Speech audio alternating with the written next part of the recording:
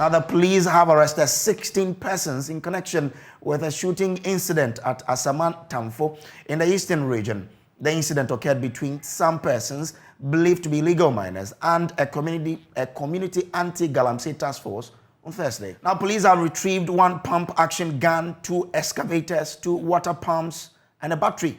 Efforts are underway to arrest the remaining suspect and retrieve other weapons in their possession. The police have also seen a viral video on the incident, which has been reviewed as part of the investigation. Join us, Eastern Regional Correspondent Maxwell Kudeko has more in this report. So the environmental task force went in with the Chebi Divisional Police Command with their men to Asamang Tamfoe.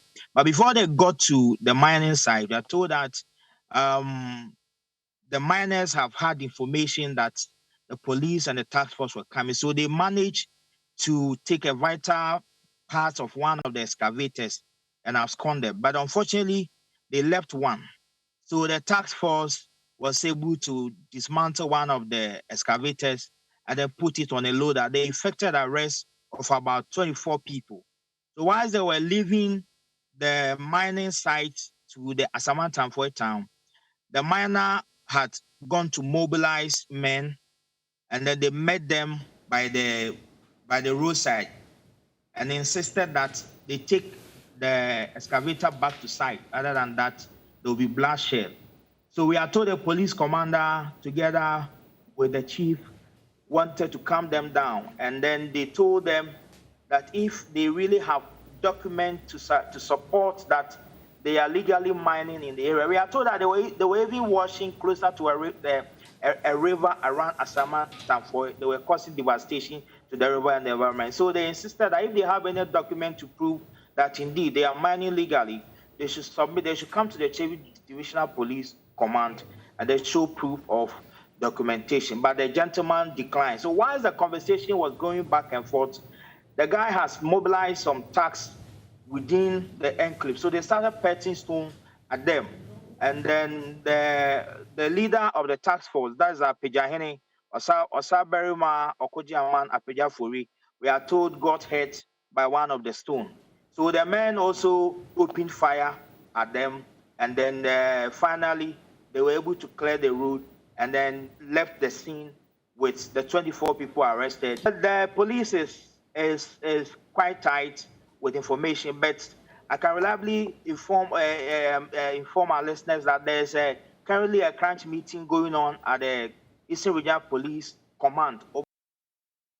So that's Maxwell Kudako with latest on that development. The Central Command of the Ghana Armed Forces has revealed a strong communication network divulging information on planned swoops on illegal miners. Targeted perpetrators of the illegality therefore managed to leave the operational areas before the arrival of the military task force. Commanding Officer Brigadier General Joseph Afo explains the information of recent operations of Monday dawn had gotten to the illegal miners hours ahead of the team. Daniel Jima has more in this report. The 2 separate operations of the military led to seizure of 11 excavators at the Amansia Central and Nyinahini districts of Ashanti region. The military task force was able to arrest a few recalcitrant illegal miners.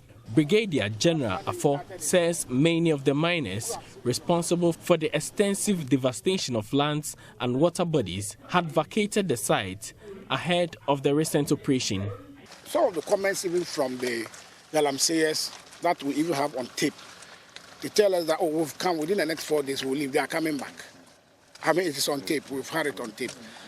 And to the extent that, you know, this operation, as you are aware, when you called me from New York with your deputy, when we shifted it, thinking that the Monday they were going to do it, we had the secrecy of it. 7:30 that Monday, one of the galamseyers, so we got the information 7 p.m. Just the night before we did the operation. So their communication network is so strong. You don't imagine how it goes.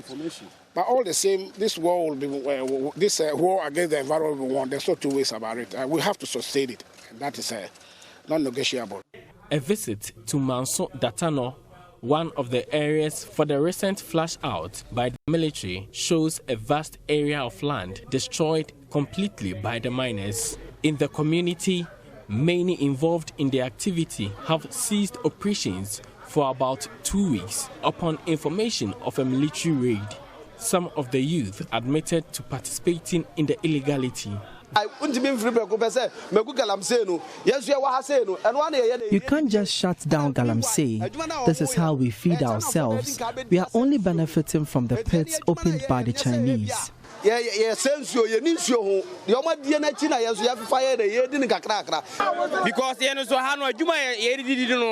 is our only means of survival. There is no job for the youth in Manso. There's no any factory here. Meanwhile, intelligence of the military has revealed plans of the illegal miners to return to site. Brigadier General Afo says the military is strategizing to raid the place of illegal mining. But the interviews that we've had with citizens and locals within this catchment area tells us that their livelihoods, particularly their water and their farms, have been devastated. So I believe that the war against the environment will be won. And I know with the assurance from the Honorable Minister, we will actually succeed. For Joy News, Nanaya Ojima, Kumasi. Now, the Lands and Natural Resources Ministry has directed small-scale gold mining company Akunta Mining Limited to stop operations in the Tano Nimre forest. The directive is coming in the wake of a Joy News expose titled Destruction for Gold. It will be recalled that the ministry made a declaration that no license has been issued for minerals prospecting in any forest reserve across the country. But Love News uncovered an ongoing degradation of the Tano Nimre Forest Reserve at Samraboy in the western region by Akunta Mining. The ministry, as a follow-up to that expose, is asking Akunta Mining to halt its operations in the forest. Now, according to the statement they've brought, the attention of the Ministry of Lands and Natural Resources has been drawn to publications about certain operations by Akunta Mining Limited in the Tano Nimre Forest Reserve in the Amenfi West Municipality in the western region. Records available to the ministry shows that while Akunta Mining has a mining lease to undertake mining operations in some part of Samraboy, outside the forest reserve, the company has no mineral right to undertake any mining operations in the Tano Nimre Forest Reserve. Our records show that Akunta Mining Limited on 25th August 2022 applied for a mining lease to undertake mining operations in the said forest reserve. By a ministerial directive, all reconnaissance, prospecting and or exploratory activities in forest reserves in the country are suspended, except in exceptional circumstances. Although this directive does not affect mining in forest reserves, Akunta Mining Limited's application has not been determined. Accordingly, any alleged activity being undertaken by the company in the forest reserve is illegal. Now, the Honorable Minister for Land and Natural Resources has therefore directed the Forestry Commission to forthwith ensure that the company does not carry out any operation in the forest and to take the necessary action against any person found culpable in this matter. The Ministry of Lands and Natural Resources remains committed to the fight against illegal mining with integrity and transparency and assures the general public that it will continue to work with the relevant agencies and all stakeholders to come to grips with this age-old Galamsey menace. And that's from the Ministry of Lands and Natural Resources.